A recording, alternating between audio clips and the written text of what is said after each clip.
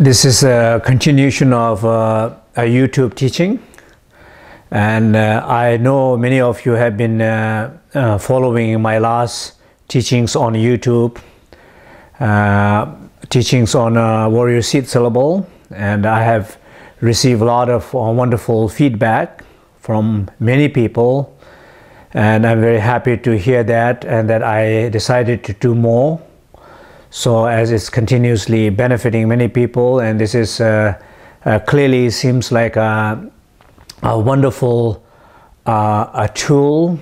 Media is this wonderful tool, the technology is a wonderful tool to break the boundaries of many boundaries to able to do this, so that not me that I have to go to many people or the people have to come to me. This still is possible to communicate some teachings, so I'm very happy to do this. And so those who have been watching it and kind of really seriously trying to follow practice, and I'm very happy you're doing that. But I also, if this is very meaningful to you, then I'm going to ask you if you can also let a lot of other people know, basically take little initiative to put together a bunch of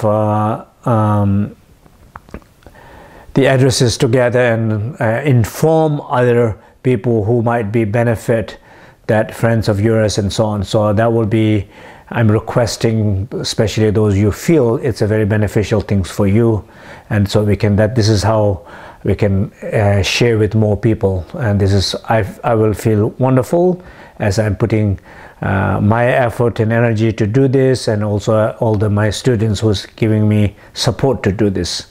In the Burn Buddhist tradition, the goal of our life is to achieve a full liberation or the Buddhahood, and the Buddha nature is in every sentient beings. Not only human beings, but every insects and any animals. We all have the same Buddha nature, and our life is, the meaning of this life, important part of the meaning of this life is to achieve that. So Dharma, there are three principal pathways. One, it's called a path of renunciation, that basically you renounce your negativities, your negative emotions, negative thoughts, whenever they are coming, so that you learn to control and renounce. That is more like a part of the sutra. The second part is the path of transformation, a part of the tantra. Basically, it does not necessarily renounce the things and renounce the five poisons and ignorance, but it's trying to work with five poisons and transform those energy into a five wisdom. So basically it's the path of transformation. And finally, the path of liberation is the path of Gyaltsen, which is very much like not renouncing your five poisons or your negative emotions, or not trying to work and transform and changing negative emotions, rather leaving them as they are, where they are, and not following them, not elaborating them, just living as it is. And when you leave these negative emotions as it is, they do not have their own power to continue.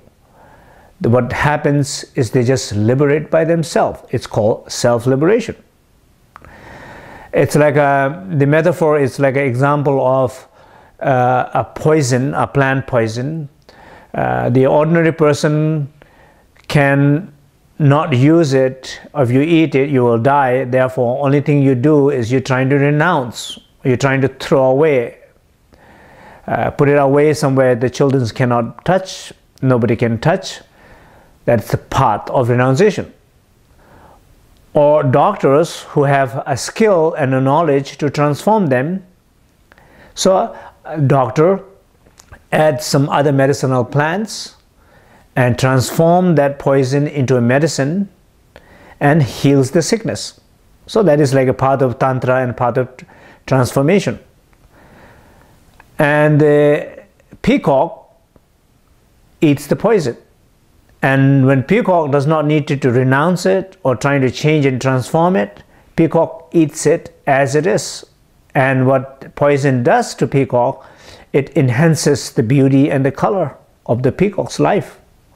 So that is like the approach of the Gyaltsen. So these are the three principal methods of a path to liberation. They all are important, equally important.